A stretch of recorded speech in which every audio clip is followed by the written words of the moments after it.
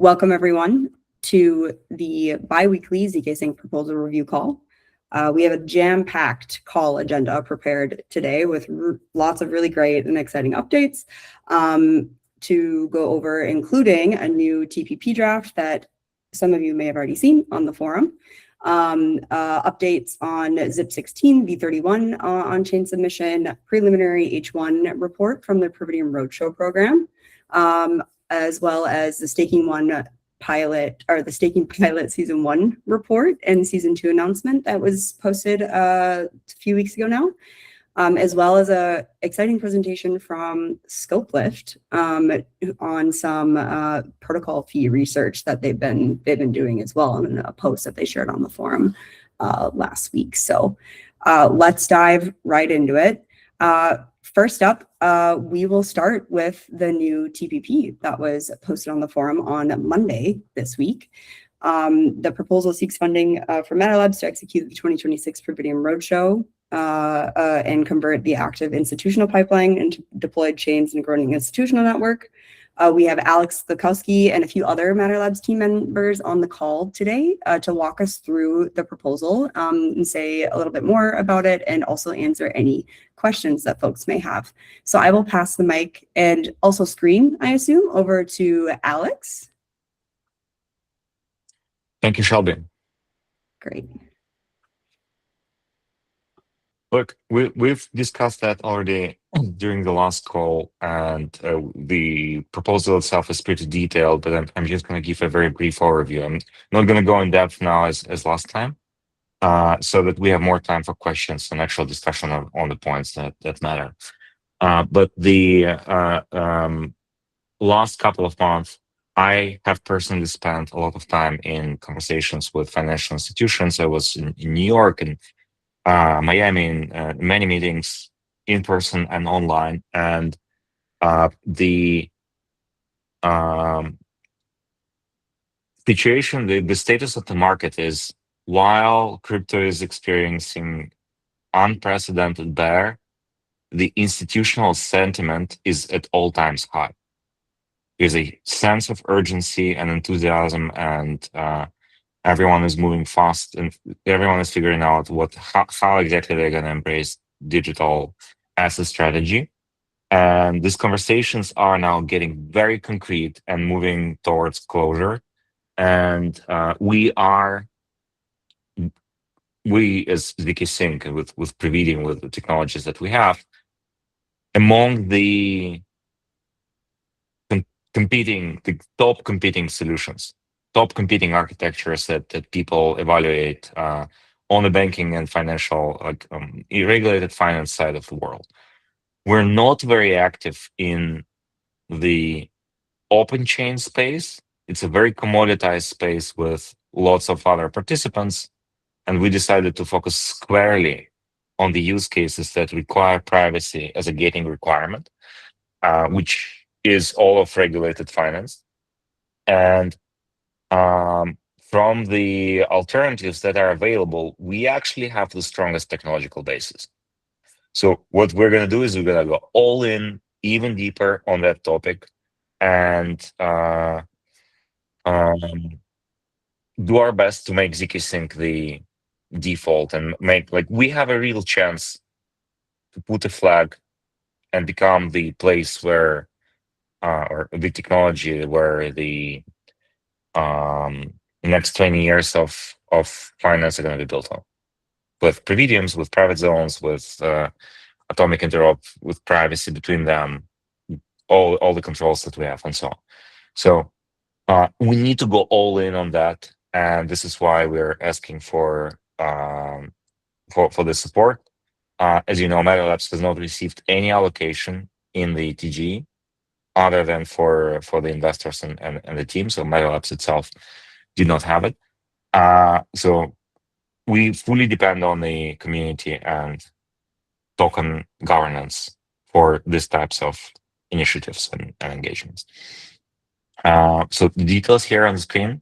Happy to answer any questions or elaborate any specific aspects. The choice of the network is happening this year. basically, by the end of the year, we expect there to be a clear winner or a few winners in the institutional space of the private financial networks.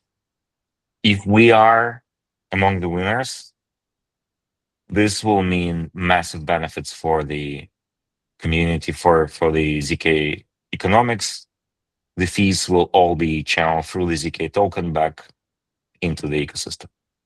So that's our chance to break out of the crypto, of the like bearish crypto native zero-sum game that is being played out there in public chains.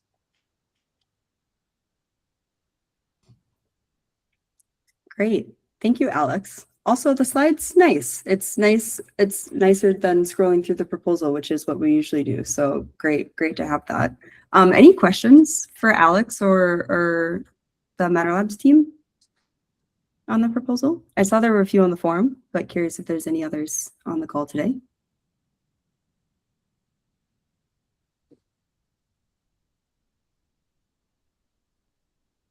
Yes, no questions. Okay. Thank you all. Great. I guess maybe just a question to the other Matter Labs folks. Stephen, I see is on the call. If you had anything to add or anything maybe in the proposal itself that you guys think is worth calling out, I'll share my screen again so we have it in front of us. Here. Yeah, so just quickly, I know the proposal is quite long. I believe it's around 12 to 15 pages. So we went as hard as possible and are very thorough.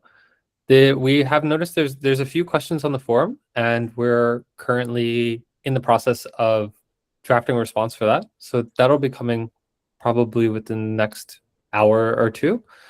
And I just highly recommend everyone to take the time to read through it and let us know if there's anything that seems out of place or that you have questions about. We're here and we're super open and we're happy to help answer and walk anyone through it.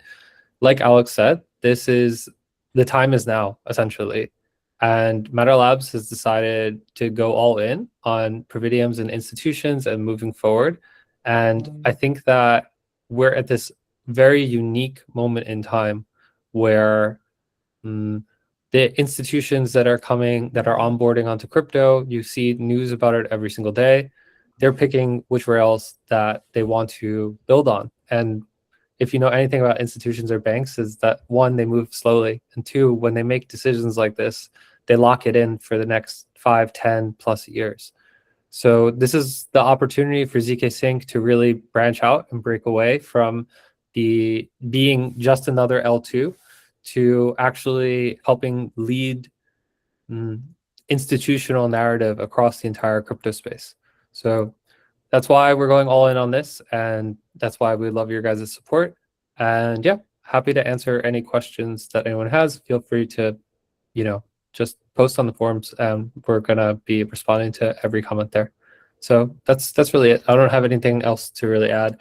The proposal is very, very detailed. So yeah, give it a read when you have time.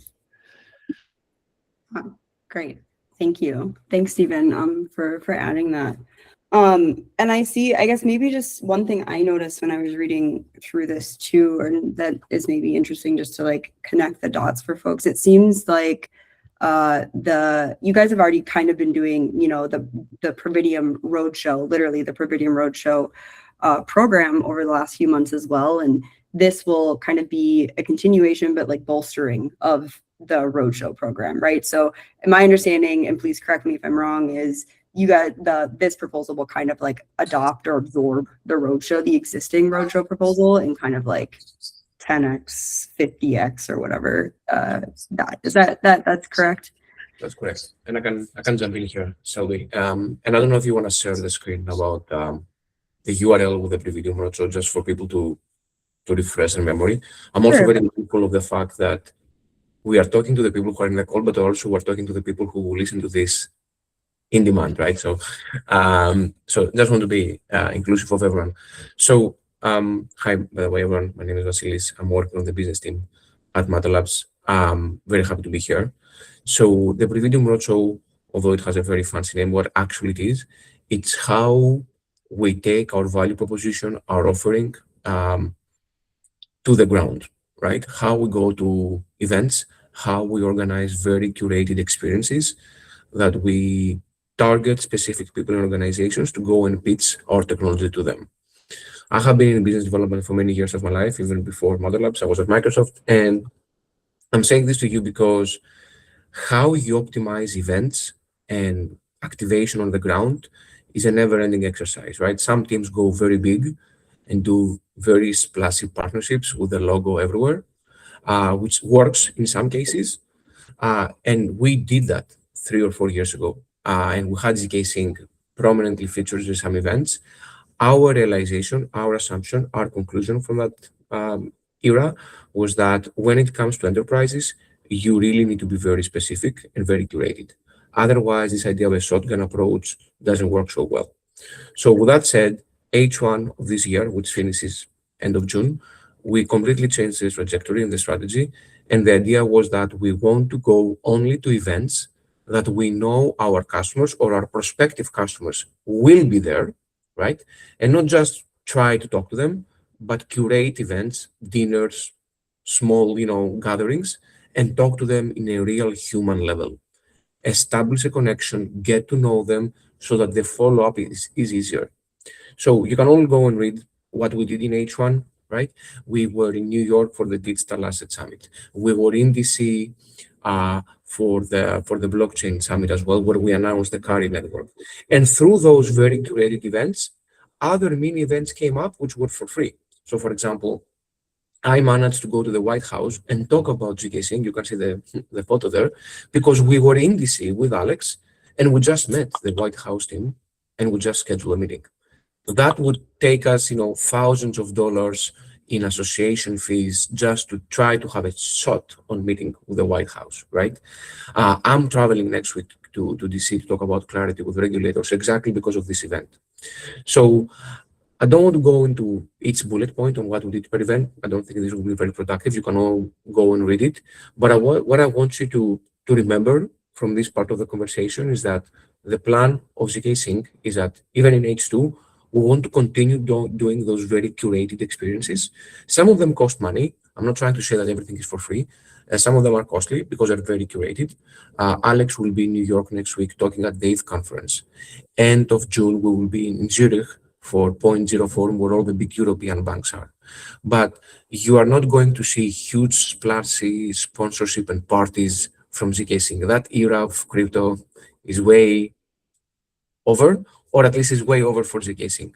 For us, it's institutions, curated experiences, and very targeted, I would say, people that we want to talk to and cultivate a relationship.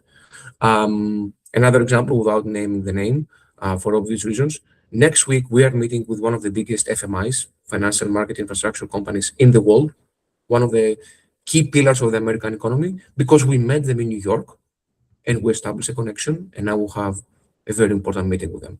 That's how BD works in institutions, and that's what we will continue doing in H2. Great. Thank you, Vasilis, for adding the context there. We were going to talk about the report later, but I think it fits really nicely into the discussion here, just because it's one of the categories or one of the streams that is mentioned in the Matter Labs proposal here. So thank you for providing some more detail there. And as you guys if you've read the proposal, you can see that's just like one piece of this, right? Like the BDP part is just like one piece of the kind of like 4-5-pronged stream plan that they have in the proposal.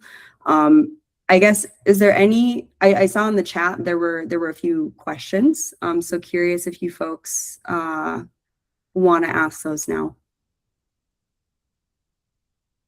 Yeah, go ahead, Noitais. Yeah, hello everybody. Just turning my camera to show my ZKsync merge. Yeah, happy to be here, and actually I'm super excited about this proposal. I think you were expecting some FUD, but you can see we actually at least people who are deep into ZKsync super aligned with that, because as you said, it's like we have a very limited time window to capture the market share, capture all the institutions, right? What I wanted to share some feedback. I already saw some comments, but prefer to just talk here instead of writing messages there. Mad Max said important thing, and a lot of other folks below too. Would be great to see specific KPIs which you want to achieve, and what me personally want to see is not quarterly reports, but like monthly reports, because in crypto, like quarter is just too long. I think in this specific case, to capture institutions like this year, next year, we need to move faster overall, and I think community will appreciate sharing updates more frequently. I understand that sometimes all that business deals with institutions, it just takes time. It's too much paperwork, but it would be great to see like what your team was working on that specific month, what you are trying to achieve next month. I think it will create more transparency, more trust into how these funds will be used by the team. I also wanted to ask something else, but I forgot. But yeah, that's my main feedback. We want to see ideally a specific KPIs and more frequent updates, not just quarterly. Great. Maybe we pause there and let them respond. And if you think of your question, Noitais, you can raise your hand again. Perfect. Sure. But I wanna say something about Noitais. And by the way, hi, I have never seen your face, so when I see you, hi, Phyllis.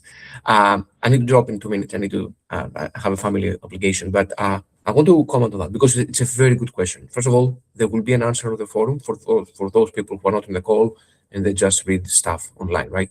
So notice it's a very good question and it's a very logical question, and we want to provide more clarity so that you feel confidence that the money goes to the right direction. There's only one caveat. I'm saying this mostly for people who do not spend all their day doing crypto BD, right? So it's more of an educational thing to say rather than about ZKsync specifically. We will always be transparent and sharing the progress of this TPP in the project. However, there are instances where we cannot name names. I'm sure you can understand that if I was going to the forum and say, hey, the money now will go because I want to close a deal with, New York Stock Exchange, completely random name, right? You can understand that this is amazing intel for competition, for other people, and it pretty much destroys the element of business development, which is you have to be very, very cryptic before you sign something. So this is more of a generic comment about how sometimes in crypto specifically, we have to be very careful on what we share publicly versus what we don't share, because as you know very well, Noitais, it's a very competitive market. The crypto pie is small, which means that everyone is chasing those customers. So we need to become a little bit paranoid in a good sense of what we say publicly and what not. This is not a pushback to your comment. It is more of a where is the very small red line between what we can share and what we cannot share publicly. Okay, maybe I can jump in here. I have similar question and suggestion. Yeah. I think it's a push away a bit to the question. Beginning, I'm gonna say I'm not very thrilled about the proposal itself, but seeing results you did so far, I'm up for it, and I will vote yes, because it makes logic based on results that you did so far. I don't like the proposal as it's gonna be impacting a lot of things, and one of them was the I'm not sure how it's gonna impact actually governance, and can these tokens be allocated to vote in a long term. Would it says that it will not that it will not vote, but in a long term, like to whom are they sold and how they will impact the governance itself. I'm not really sure how. Yeah, I read all of it. Still, like those tokens gonna be sold, right? So that's my kind of concern. But I would also say for the KPIs, we are aware that there has to be some, let's say, secrecy around all of it. I think it's more rather, let's say, we have 2 partnerships we are working on every 3 months, I don't know, quarterly, whatever, some reports, some KPIs, something that we see that something is moving forward. As far as I understood, this can be stopped any month, right? So if Yeah, so just like every other TPP every other TPP that uses cap mentors, the token assembly can pass a proposal that revokes them into a role. Yeah, so I would suggest at least some KPIs, some reporting, that at least we get a feeling, is it going good, is it going well, or is it not going well? Just the, green, red flags like that, we just can sense what's happening. Okay, you cannot say to whom you speak and you cannot say the names, but at least that we see some numbers and feel confident that this is actually working. Not just be surprised that after a year there is no result. I think that's rather the question than, spill all the potential corporations. There were a few. Is that possible? The question is that possible to make quarterly reports? I suggest quarterly. I think monthly reports don't make really sense in BD, but at least quarterly if. Yeah, so thanks, Ines. And to quickly touch on it, yes, we do commit. We are committing in the proposal and to do quarterly reporting. Monthly, I hear you where you're coming from, you guys, about monthly because you want like more frequent updates. But like Vasilo said, with BD in particular, it's a bit difficult to do monthly reporting on things.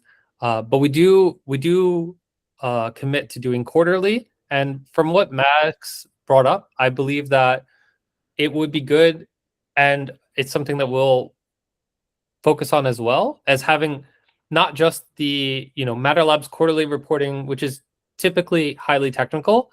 We'll also be doing quarterly reporting that is similar to what you saw with the Providium Roadshow reporting, which is a lot more business centric. So I think having both of those type of quarterly reporting, where you hit the technical aspects of like what protocol stuff shipped, and then also the business aspect of like where we went, what events were happening, if there's any partnerships or anything that we're allowed to talk about that are signed, done deals, then we're happy to chat about them. And if we're very close to a signed deal, we can say like we're very close, but we can't tell you what it is or etc. And so that's the first part. So yes, we commit to doing that. And then second part is in regards to how it affects governance. So yes, like it says in the proposal, none of these tokens that are minted are allowed to be used for voting rights. Also, like it says in the proposal, these tokens are meant to be sold either over OTC or like we talk about in the proposal. How will that affect governance? Well, to be honest, it will depend on basically, since they'll go into circulating supply, if people then have those tokens and then they're able to delegate those tokens to whomever they like because we have a decentralized governance like we always have. I don't personally think that it will affect governance too much, but the safeguards are put into place so that Matter Labs isn't able to take those tokens and then have an extremely strong impact based on governance based on this TPP, right? Just a question in here. Sorry for popping up like this. That's You fine. said it will not impact too much. What are your concerns then? What is this not too much? I mean, kind of blurry.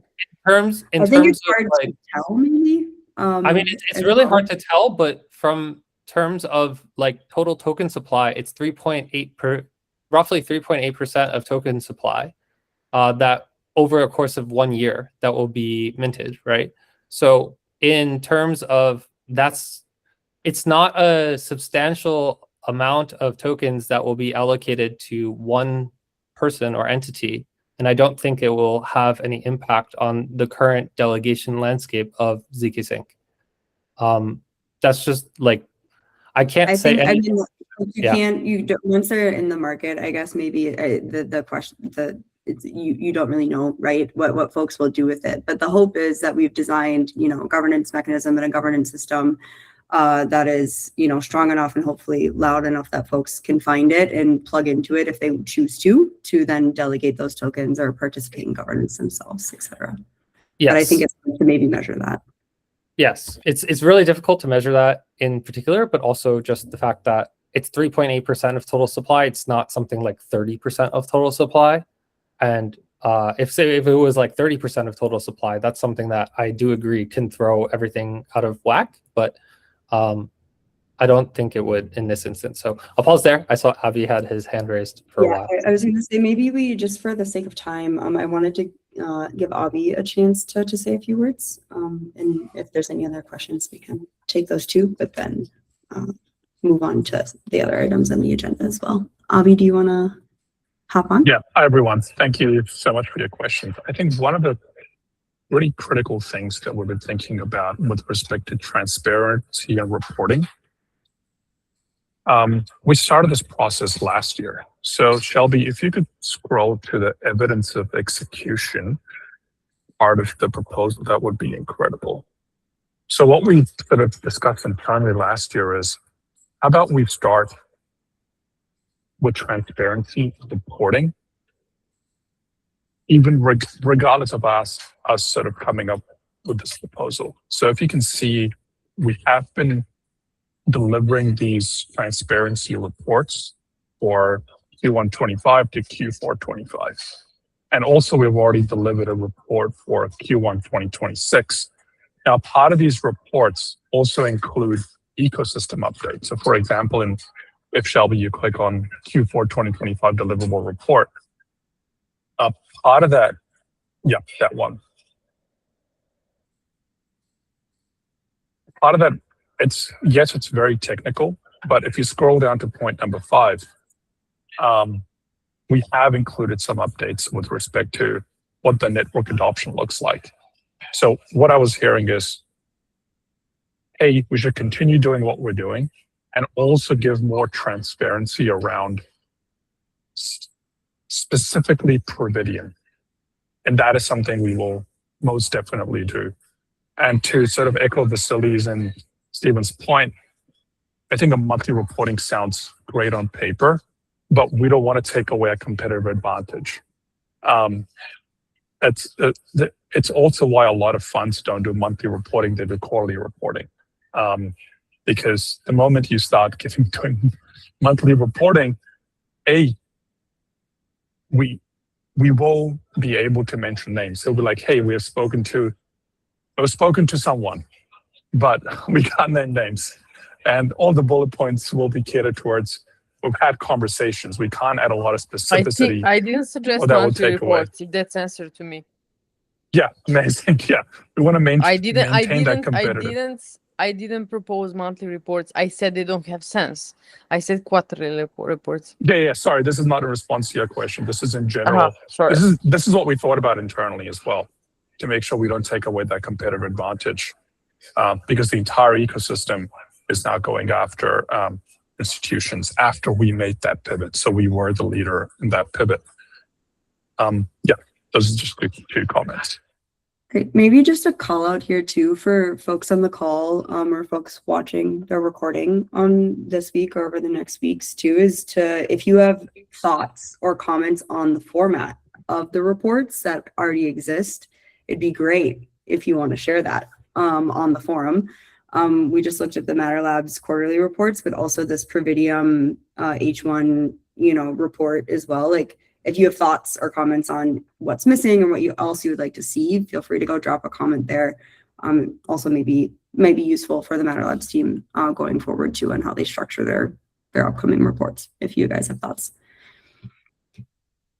Okay, last call for questions. Yes, Noitais?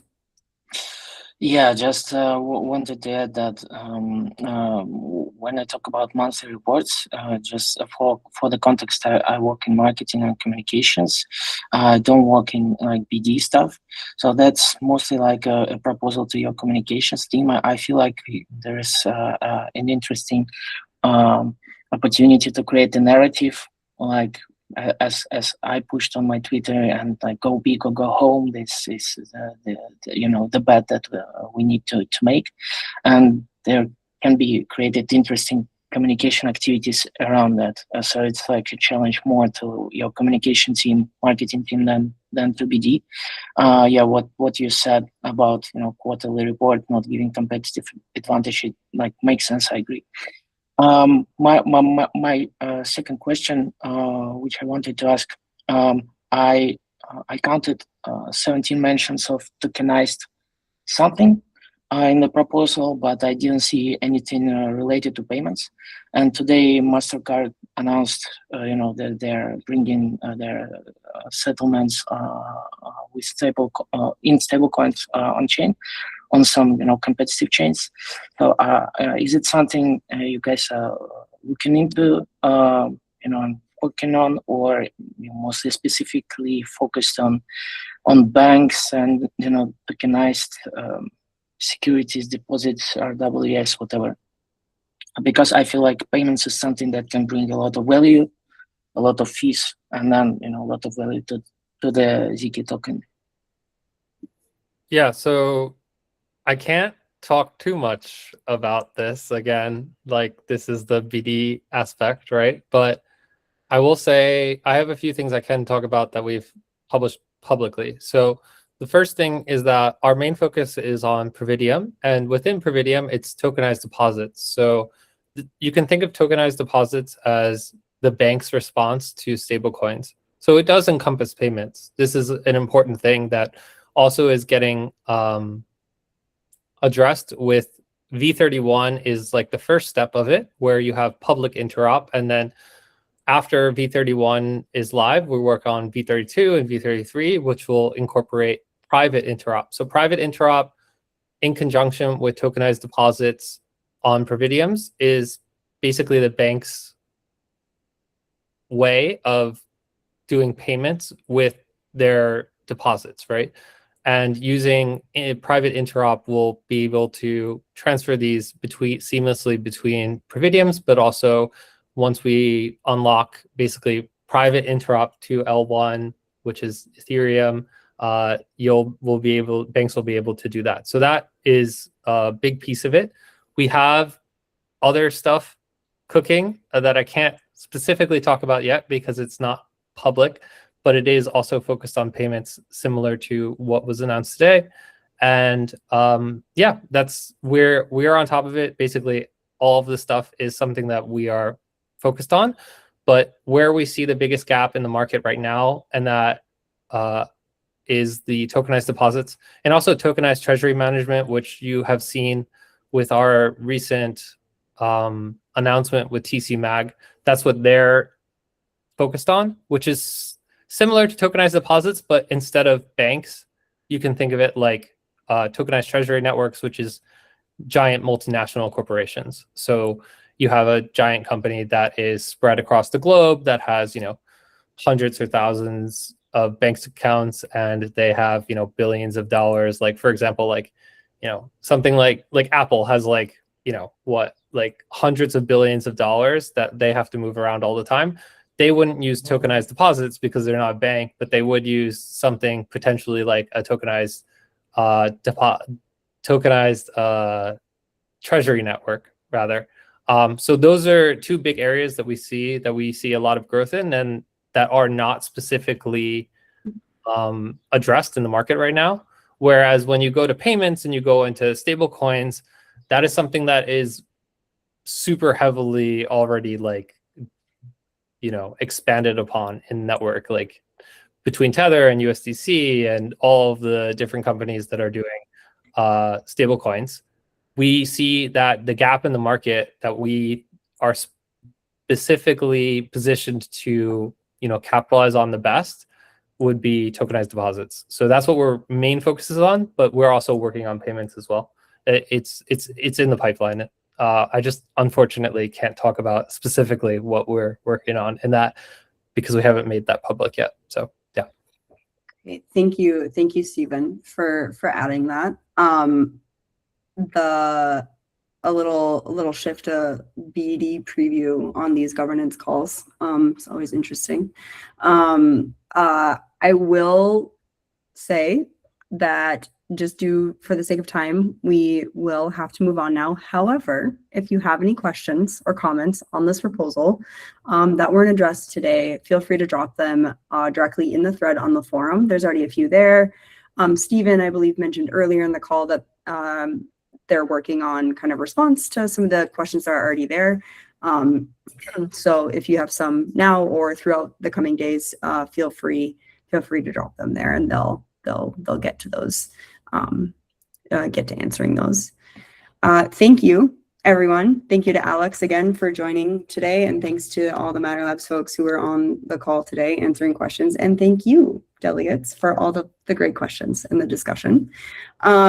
Moving on to our next items on the agenda, just really quickly, some other proposal updates.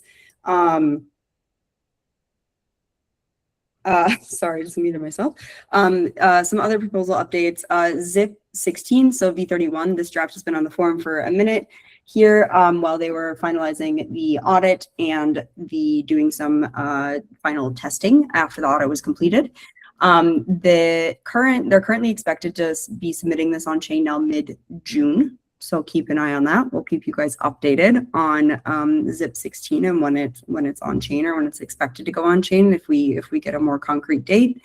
And then another just really quick update on ZIP 15, just because we haven't had our call in a few weeks here. You might have seen it on the forum, but ZIP 15 was officially executed on layer 1 a few weeks ago. The announcement was just in the forum thread, but just wanted to call it out here just because we haven't gotten a chance to mention it because we haven't had the call for a few weeks. Great. Okay. Any quick questions on ZIP 15 or ZIP 16? Perfect. Great. Then we'll move on to our live token program updates and announcements. Vasilis already kind of talked through the Providium Roadshow update earlier. So that one is already covered. The other live program update that I wanted to cover in today's call is the the ZKsync staking pilot season 1 report, and then the season 2 announcement as well. So the season 1 report of the staking pilot, or the season 1 of the staking pilot program ended on Monday, May 11th. The program admin team put together, along with the help of Tally, put together a report, and they published this mid-May, so a few weeks ago now. Providing an overview of key metrics, takeaways, overview of kind of what was tested in the program, a suggestions for improvements for future seasons. The report also included an announcement for season 2, which was that they have decided to pause it for now, which we can get into in a minute. But I did just want to take a moment to call out a few things in the report. If you haven't taken a look at this yet, I'll also share it in the chat for folks who want to look at it now.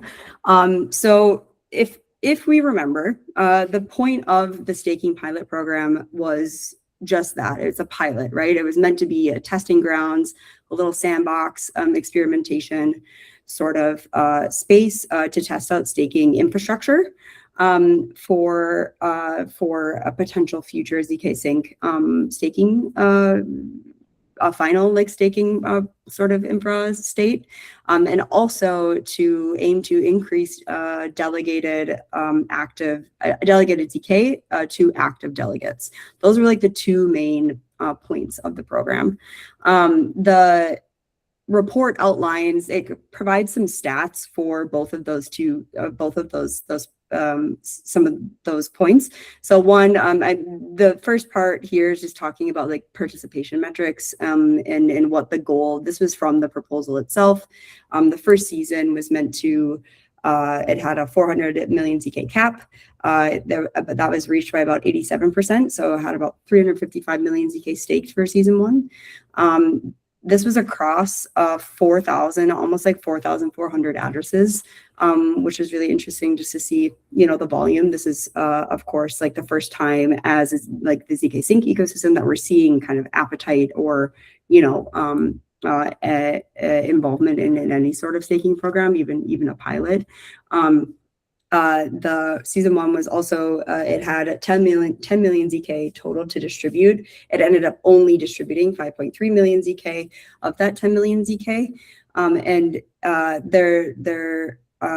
it also, of the folks who did stake, they did stake for the majority of the program, which was also a really interesting metric here. You can go, there's like a separate dashboard that the Tally team kindly created that shows like some more detailed metrics or other metrics. You can go check that out there. And the other kind of key, one of the key points of the program was also the active delegation metric. And this was enabled by the delegate to stake mechanism that was built into the Tally staking interface or the Tally staking infrastructure. So if you're unfamiliar, what that means is in order to be able to stake, all participants had to first delegate their ZK before they were able to stake on the interface. And this resulted in, of course, like a massive increase in total active delegated voting power, also active because rewards were only distributed to participants who delegated to active delegates, active meaning delegates who are participating in governance, actively voting throughout the season. We saw some changes in this throughout the season or towards the end of the season when some delegates became inactive, but for the most part, we did see a net increase of active delegation during season 1, which was the goal. I'm not going to go into too much detail about the metrics. I just wanted to quickly also point out some like the infra that was tested and get into the takeaways. The Tally, so I've already mentioned earlier, like Tally staking infrastructure. This includes the delegate to stake mechanism. The report outlines more details in this. I guess just, but generally this was like a very successful sort of test of that infrastructure. There were no major issues throughout the program, there are no major interface incidents or anything like that. The delegate to stake mechanism did its job, as I just mentioned. The Tally tagging system feature and like the featured filter was also like a test, a new thing that was tested for this. I know, I believe Korea had left a comment below on this, explaining that it wasn't optimal, and like, yeah, there were some other, I think, comments throughout the program that this could be or should be tweaked to like not highlight certain people, but there was the point of the tagging here was also to help stakers find active delegates so that they could actually earn rewards, because rewards were dependent on delegating to active delegates, and also to highlight some key players within the ecosystem. This includes like ZKsync chains who are delegates and active, or like apps, or other like technical partners in the system. And this again, like pilot program, right? This was a test. There's definitely room for improvement or tweaks in this, but this was a really cool and unique feature that we got to test in season 1 of the staking pilot here. And then of course, varying APR levels at different phases in the season, and also some token mechanic setups that we got to test as well in this. So with the delay mod on the season 1 cap minter. Takeaways here, I've kind of already went through some of them. I've already talked through some of them in terms of like the interface working, the delegate to stake mechanism working well, the tagging feature and potential things to change there. I'm not going to go into a bunch of the details here just because we've already kind of talked through some of them, but if there are, I recommend reading the report in detail to find to learn more there. The last piece I just want to go over really quickly is just to point out the season 2 update that they also shared in this report. They based on a series of, it sounds like, discussions or conversations that they had, and just based on current circumstances, they decided to pause season 2 for now. And they list the kind of key reasons here. This includes sequencer alignment. So there's still an open question around the timing of the decentralized sequencer for ZKsync, which was, if we remember, one of the kind of point of the pilot program, right? It was to test out staking infrastructure, staking mechanism for one that could potentially be used one day or implemented one day once the decentralized sequencer came around. And now that that timeline is a little bit more unclear, this was one of the reasons that they noted as finding it a good idea to pause for now. This also includes institutional access. There's I believe a complicated sort of system of enabling custody tokens to be able to participate in staking programs. So that's a problem to be addressed before moving forward again, just to open up access to folks to the staking pilot program or other future programs. Just doing some assessing APR models and figuring out what might work better going forward in future seasons too. So also, I'll pause and see if there's any questions. I believe there's a few folks on the call who are also on like the program admin multisig here too, who might be able to say a few words. But if there's feedback on the season one and experience, like, and even like UX experience or anything like that, or the design or whatever it is, would love to hear that. Please feel free to drop your comments below. I think it's important. This was, of course, a really important report from the program admin and Tally, like the folks who are most like deeply involved in the season one. However, it's important also to get feedback and an assessment from the community and the users too. So I just want to call that out. Any questions here before we move on, just because I know we're running up on time?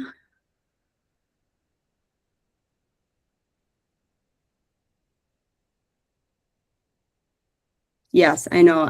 It just came, so many things came all at once. But we also, by the way, we can talk more about this. Because this call was supposed to happen last week and it got moved to this week, we'll have more time to talk about these things in next week's call too.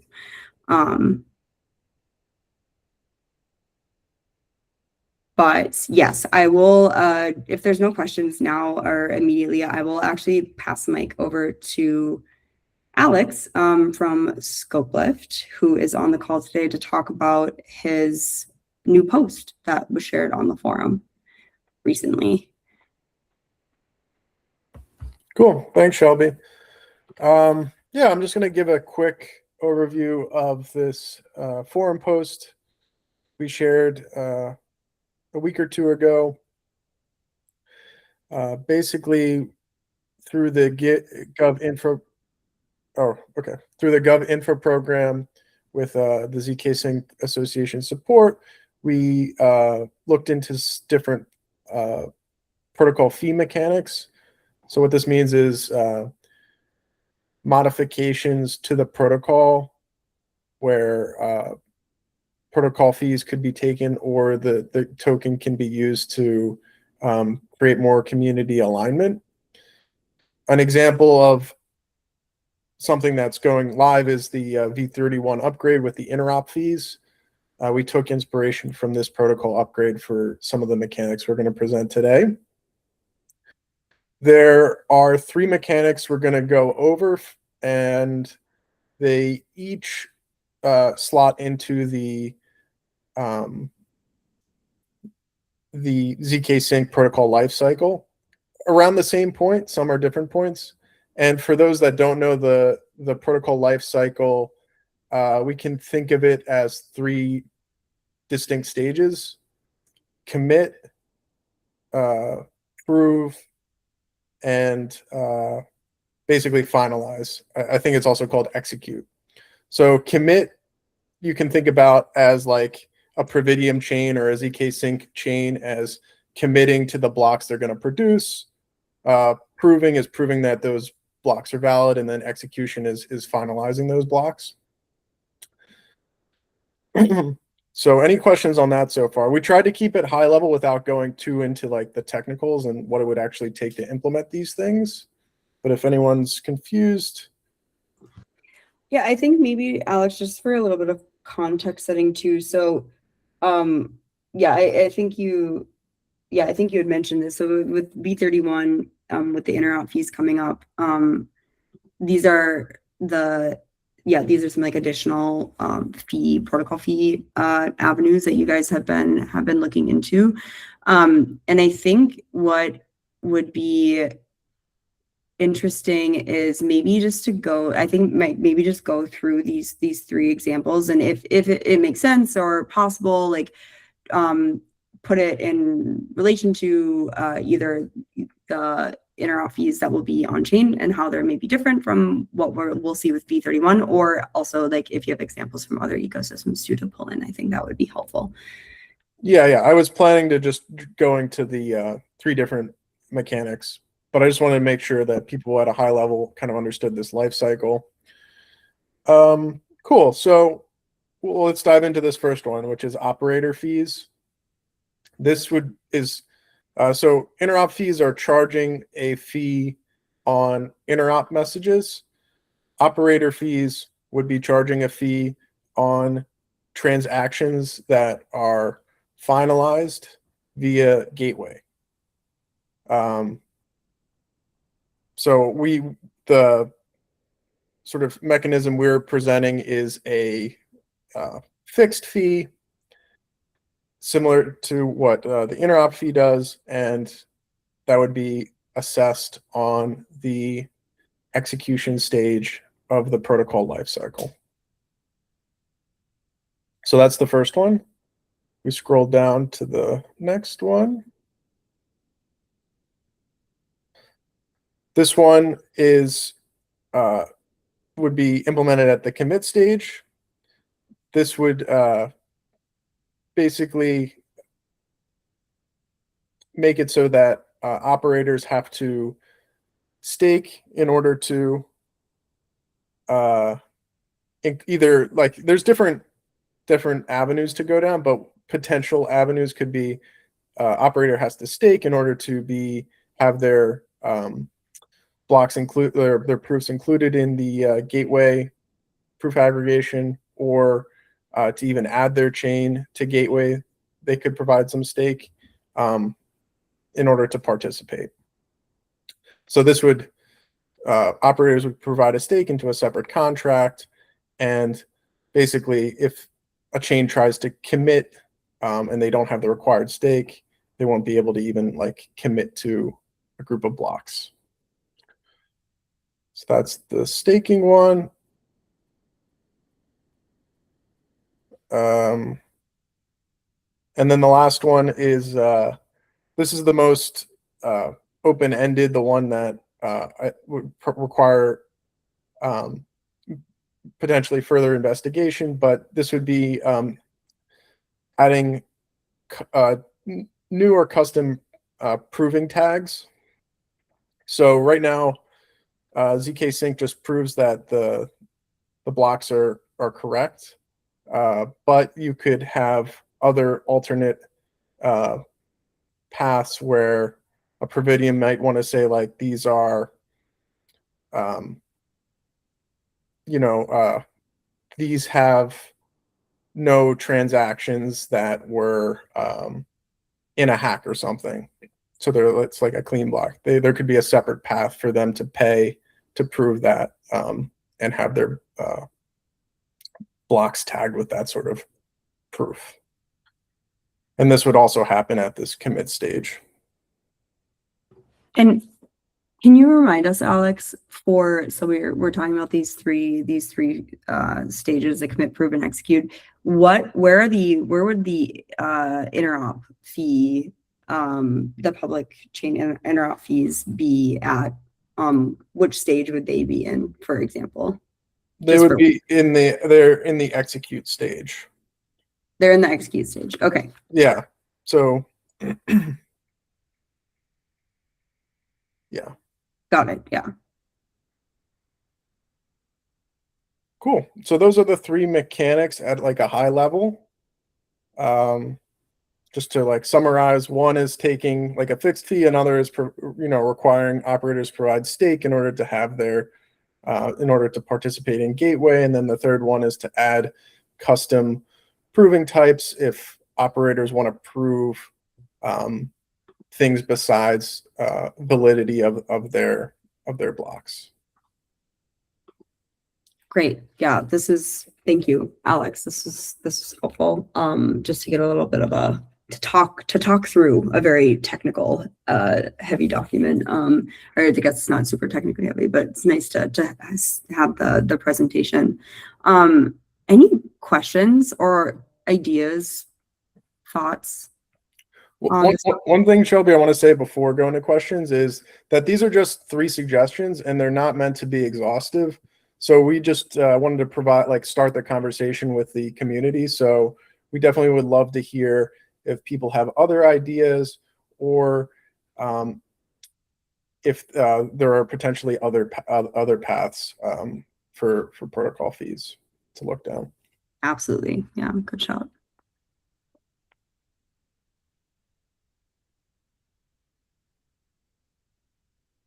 Anyone? I'm sorry, I cannot digest so many things, so I'm still digesting the first 2. Yeah. But I will ask if there is anything. Awesome. Yeah, and this is also, like Alex said, this is just like the beginning of the conversation, right? This is really just like a conversation starter for this topic. I think it's all like it's great timing. So like thank you a ton to the ScopeLift team for putting in the work here on this, just as we're approaching V31 and seeing the deployment of interop fees. Like it's always a good time to start already thinking about what could be next or what else could the ecosystem explore, because also these things take time to implement, right? So good to start the conversation early. Stephen. Yeah, so just one thing I want to say here, or 2 things. One, shout out to Alex and ScopeLift. You guys are amazing and love what you guys did with the fee flow contracts and all the hard work that you guys have put in. This is what we'd love to see when it comes to decentralized governance, where you have other teams that are also putting forth gigantic and massive improvements that help push the protocol moving forward, right? And the one thing I want to add here that is super important that we've mentioned in the TPP a few times, but all of these fee flows and these potential things that we can do in order to basically route the fees into the network, this is all going to be done through governance, right? So I highly recommend everyone to read through it and give your comments and give your opinions. This is not something that Matter Labs can implement. It's something that is solely for governance to decide. And that's super intentional because we want, at the end of the day, ZKsync protocol needs to be self-sustaining, and the people that are in charge of making decisions for it to be self-sustaining are governance and you guys and delegates. So highly recommend everyone just read through and leave your comments and leave your opinions and whatnot. And I'm super excited to see all of this be coming into play, especially as we unlock these technical upgrades that allow us to do these things, such as V31 and upcoming V32, et cetera, et cetera. So yeah, this is all going to be done through governance. Everything will be discussed and voted on. And I'm excited to see the next phase of ZKsync protocol with using all of these things as a strong base to move forward. So yeah, just wanted to add that. Thanks, Stephen. Noitais, do you have something to add? Yeah, actually missed that article about fees, but that's super interesting. I'll give it a proper read. But my question is about custom proving fees. Is it something that only chain operators can do, like apply a tag that they prove, or some protocols can create some kind of transaction with that specific tag? Because in my opinion, yeah, that's something which is really cool. You can do a lot of stuff with that. Like, for example, if you can apply it on a protocol level, for example, you can request for users for KYC and then apply a tag that this is a transaction from a KYC user, or you can do some interesting mechanics with that. So yeah, my question is it only for chain operators or protocols can do it too? Yeah, I think if a protocol wanted to implement something like this, they could. I think the thing for ZKsync at the protocol level is that it can be added into the protocol, and it would be. So I think one thing that might not have emphasized when I was presenting was all of these mechanisms are going to be in this gateway layer, which you might have seen in some proposal upgrades throughout the year. So when proofs are aggregated from like Providium or ZKsync chain operators, they can either be directly put on the L1 or they can be aggregated through gateway. And for specifically the proof tagging, the operator is still, providing the proofs and the blocks and everything. It's just when it's verified in gateway, there's a verification path to add these specific proofs. And just to reiterate to your question, like there could be a protocol that does this separately, but it probably provides a nice UX to provide it directly into the ZKsync protocol. Okay, thanks.